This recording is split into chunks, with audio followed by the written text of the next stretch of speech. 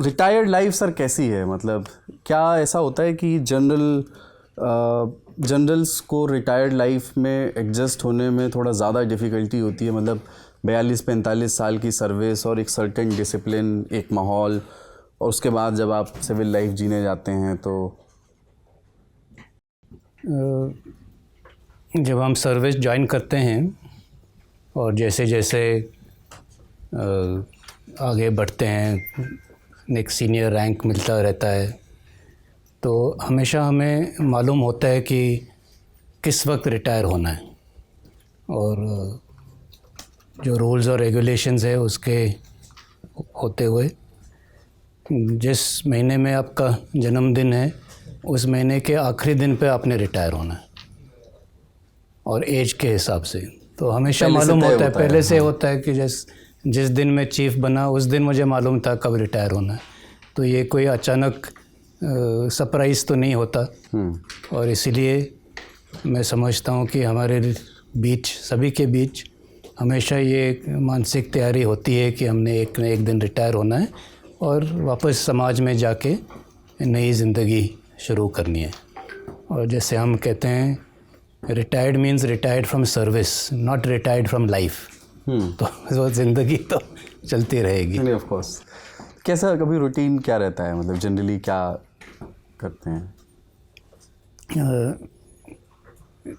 Routine रोज़ का तो थोड़ा अलग अलग ही होता है, क्योंकि अभी कोई फिक्स्ड ऑफिस तो जाना है नहीं।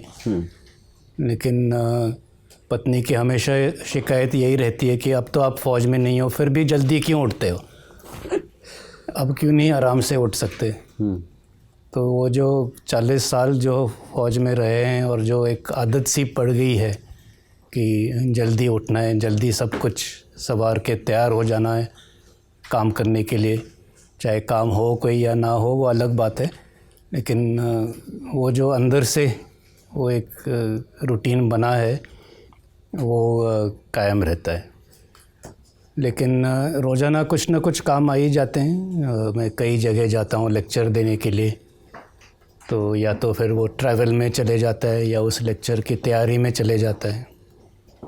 मैं द प्रिंट इंडिया के लिए महीने में 2 बार आर्टिकल लिखता हूँ, नेशनल सिक्योरिटी और general affairs, general knowledge related.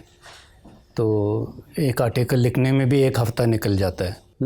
तो ऐसे देखते देखते, और फैमिली मैटर्स, बच्चों के साथ, ग्रैंड चिल्ड्रन के साथ समय बिताना, तो वैसे इट इज़, हाँ, तो it is a busy life. ये नहीं कि रिटायर्ड हो गए तो घर में ही बैठे हैं और पेपर पढ़ रहे हैं, ऐसे नहीं। तो रोज़ कुछ ना कुछ होता है। फ़र्क सिर्फ ये है अभी कि आप खुद डिसाइड कर सकते हो कि कितना बिज़ी रहना है। अगर चाहो तो आप किसी इवेंट को या इनविटेशन को रिफ्यूज़ भी कर सकते हो कि नहीं, ये मैंने नहीं करना है। जबकि फ़ौज में होते हुए तो वो जाना ही था, आदेश का पालन करना है। करेक्ट।